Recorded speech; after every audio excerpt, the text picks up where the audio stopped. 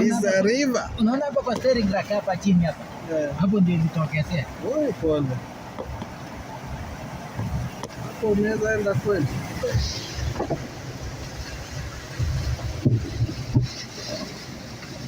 Na huyu ndiye ametufungia huyu mbwa hii. Hata haoni maji.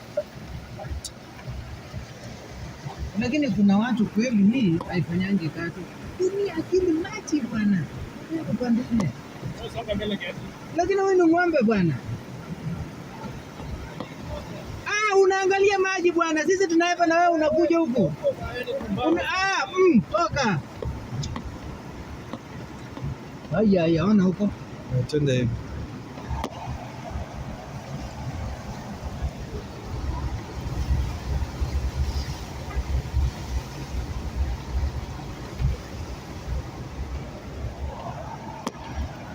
Ni kubaya.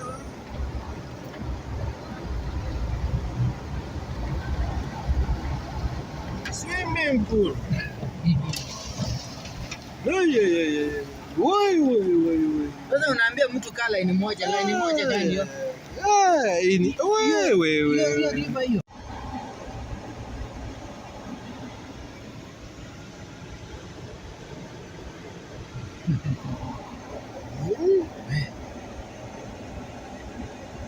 Ndio.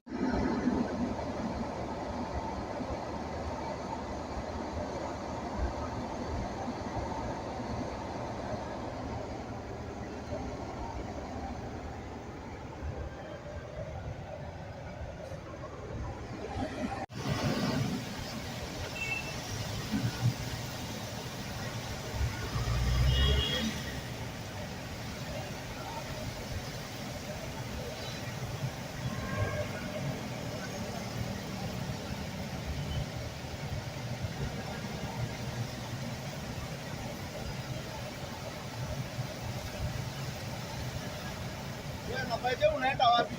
Mimi? Unaenda wapi? South B. Unajua? Pale unaona vile magari.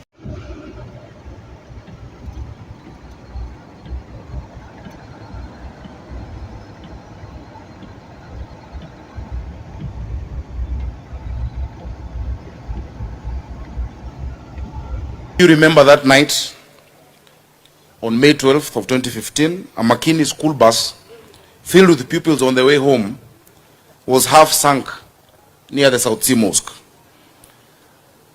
The children were really traumatized. Eventually they were rescued early the next morning. As you can imagine, they were cold, they were hungry, and they were scared. The images from that incident traveled widely on mainstream and social media, a stark reminder of the danger of flooding and of the importance of getting our infrastructure, our drainage, and our disaster management right, not just because of the coming El Nino season, but throughout the rest of the year. The lives of the people of Nairobi depend on it, and we have the mandate and the responsibility to make sure it works. Today I want to set out the measures my administration is taking to prepare for El Nino and to protect lives and property in Nairobi so that we can avert a repeat of that incident that happened those years ago. Before we solve a problem, we must understand it. To understand it, we must name its causes clearly and briefly. Our drainage problems have 5 main causes. Firstly, Nairobi has grown and keeps growing quickly. That means we haven't had time to plan buildings as well as we should have. So we find not just that the buildings, but that even in places where flooding is not expected, we've had collapse of buildings because they're not up to standard. Earlier on, a few months ago, together with Waziri Zak, when we had buildings collapsing in Kiambu County as well as Kasarani, we went together and we had a meeting with the building inspectorate and the departments under the Ministry of Lands, and we instructed the building inspectorate to conduct a survey of unsafe buildings in Nairobi. We have received the report, and one of the actions we'll take in some of those buildings that cannot be brought back to standard, the ones that are irreparably, structurally in default, we will have to move people during this season. And we're asking those in the built industry, contractors, developers, please don't take shortcuts. Usijaribu ati unanunua simiti fake ama utumile chuma inafaa to save 200,000 shillings or a million, and your entire project of 50 million goes down. Let us remember lives. Those whose professional negligence will lead to buildings collapse must be charged with murder, because that is murder. In 2016, I remember spending an entire night in Huruma, ambapo tulitoa miili ya watoto wadogo sana ambao walikufa wakati nyumba ilianguka, na nyumba ilikuwa imejengwa hapo kwa mto. We will not allow that to go on. Secondly, there is quite a lot of inadequate and ill-maintained drainage. Our building of drainage has not come close to meeting the growing needs of Nairobians, and even when we've built it, we must admit that there has been failure to maintain them to the standards required. And that is why there are blocked drainages in parts of the city, diverted ones in other parts of the county, and in yet other places, the infrastructure from culverts to signs have been removed together. There are people who've built, they have put structures on drainage, and I will spell out the action that you're going to take against that. Thirdly, there is clear encroachment on river reserves. Anyone who has been around this city for the last few years has seen the state of our riparian land. These reserves and wetlands are essential for our drainage and waste control. Building on them does not just threaten those who have property there. It means the rest of us must face the real risk of floods, because a few of us are too selfish to pay attention to basic neighborliness. Fourthly, the weakness of planning and enforcement.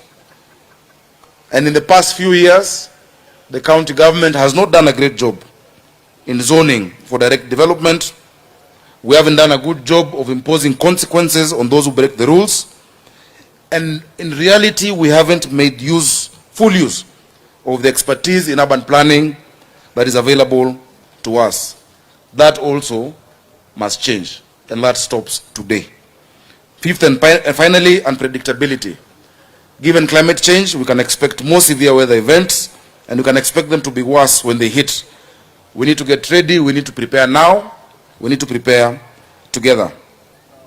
Ladies and gentlemen, those are some of the causes of our flooding problems. Let me now set out our answers to the problems and to the challenges. We have put together a set of policies which we have called the Marshall Plan for Nairobi's El Nino. Since the time for firmness and enforcement has come, I want to set out the main steps clearly so that no one can say they did not know what has been set out. The first and most important measure is, of course, simply the timely unclogging of our drainage. Clearing our drains, I hardly need to emphasize this, means that water can flow quickly and clearly. That lowers our risk of flooding. The 3,500 young men and women, na leo hapa we have the 2,500, the 1,000 are coming in a few days. Environmental officers, this is the work that we begin immediately. Ladies and gentlemen, the last time Nairobi recruited environmental staff was in the 1980s. Since the 80s, where many of you were not born, there has not been another recruitment of environmental staff, of laborers, of support staff. Jipigeni makofi. So this shows us that indeed the task is urgent. There is a great backlog that must be cleared in time for the rains. Many may ask why we've taken long is because of the process. We first had to make sure we have the budget. The budget was passed, and I want to thank the County Assembly, led here by Mheshimiwa Kiragu, for passing the budget. We will not do what was done before, where you're given work, you work, and you're not paid. You will be paid for the work that you do, and you will be paid on time. It means in our estates, in the sub-counties and the wards, there's a huge backlog of trash. Drainages are clogged. Niko na imani ya kwamba with concerted effort tutazifungua. Si tutazifungua? Tunaweza hiyo kazi? Tutafungua hizo mitaro zote siku zote. Na kama unajua kazi ya mkono, you see even mimi nimevaa hivi na I've rolled up my sleeves, nitakuwa na nyinyi ndani ya hizo mitaro. I'll be there with you. I'll be there with you as we sweep. I'll be there with you as we do what this city needs. If you know you cannot do that physical work, leo tu ambia supervisor wako, wacha ningoje hizi kazi zingine zinakuja, patia mtu mwingine nafasi. Because you have to get down and dirty. Tutaingia kwa mashimo, tutaingia kwa mitaro. Unajua kiongozi hapa alisema usifanye kwa wodi yako, kwa sababu kuna wengine kama Papa Shirandula, unatoka na suti asubuhi, hautaki watu wajue unafanya kazi ya, unakuja unavaa gwanda, unapiga kazi, jioni unavaa suti, unasema unafanya kazi kwa ofisi ya governor. Mtafika hapo, mtafika, si ndio? But for now, let us get down and dirty starting today. Tufanye hiyo kazi, tusafishe mji wetu. We have mapped out the hotspots for Nairobi County and the disaster hotspots ambapo we know we'll have a challenge during El Nino. We're going to publish that in the newspapers and in the media for the people of Nairobi to know the areas that need to be avoided. We will also publish the number to call when there is an emergency. Currently our emergency operation center ya ambulance na ya fire ni 1508. But we're going to publish the number that we're going to route. I've already instructed the team led by Bramwell Simiyu to get a fully fledged call center that Nairobians can call anytime there's any challenge. I want to ask you, thank you Bram, to cooperate with the county teams, people of Nairobi. They are working for the good of the people of Nairobi.